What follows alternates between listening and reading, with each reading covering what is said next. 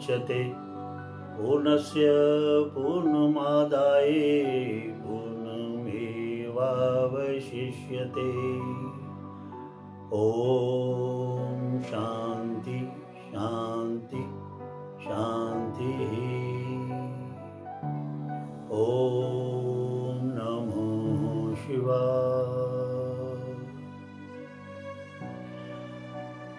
दोस्तों, कल हमने चर्चा की थी श्राद्ध क्यों मनाए जाते हैं। आज हम चर्चा करेंगे पितृदोष क्यों होता है तथा पितृदोष के क्या क्या लक्षण हैं।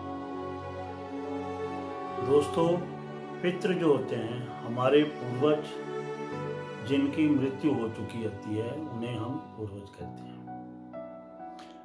अब कई लोग कहते हैं कि पितृदोष जो है वो हमारे पितरों द्वारा दिया गया श्राप होता है, जिस श्राप की वजह से हमारी कुंडली के अंदर पितृदोष लग जाता है।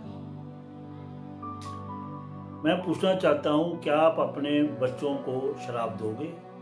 कोई भी पिता अपने बच्चे को कभी श्राप नहीं दे सकता। तो ये कहना बहुत गलत है। हाँ, ये है कि पितृदोष में हमारे कर्मों का कोई असर नहीं होता। हमारे पितरों द्वारा अनजाने में ही कोई पाप हो गया होता है तो हमारी कुंडली में पितृदोष लग जाता है। या हम अपने बुजुर्गों की जिनकी मृत्यु होती है उस समय हम कर्मकांड ठीक से नहीं करते। जैसे कि मृत्यु के बाद विधान है कि गरुड़ पुराण का पाठ कराया जाता है। उसके बाद अस्थियों का विसर्जन गंगा नदी में किया जाता है। उसके बाद गाय दान होती है, पंडितों को भोजन कराया जाता है और दान दक्षिणा दी जाती है। उसके बाद हर साल हम अपने पितरों का श्राद्ध करते हैं। तो अगर इसमें किसी प्रकार की कमी रह जाती है तो भी हमारी राशि के अंदर पितृदोष लग जाता है। अब आप जानिए कि हमारा अपने पूर्वजों के साथ कितना संबंध होता है। जैसे कि हम किसी बीमारी के लिए डॉक्टर के पास जाते हैं, चाहे वो हार्ट की प्रॉब्लम हो या डायबिटिक हो या कैंसर हो, तो डॉक्टर हमेशा हमसे पूछते हैं कि तुम्हारे परिवार में ये बीमारी पहले किसको थी।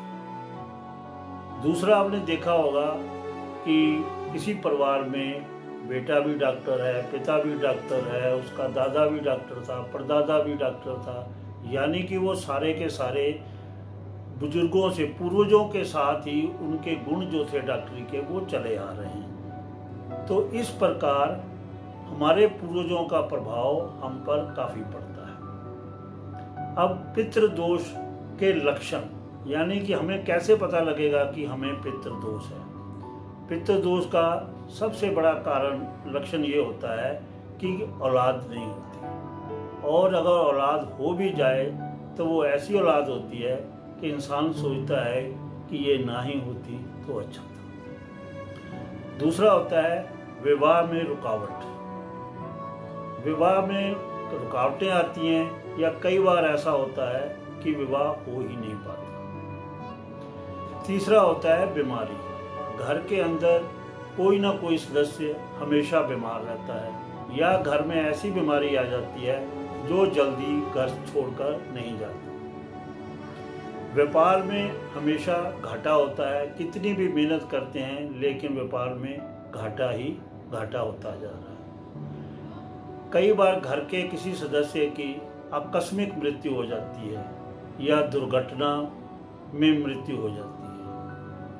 घर में बार बार चोरी हो जाती है या घर में आग लग जाती है। तो इस प्रकार के जो लक्षण दिखाई देते हैं ये सारे पितृदोष के ही लक्षण हैं। तो दोस्तों, आज हमने पितृदोष के लक्षण और पितृदोष क्यों होता है उसके ऊपर चर्चा की।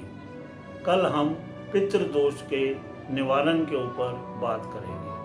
तो आज यहीं तक। नमस्कार। ओम नमः। पार्वती पतये।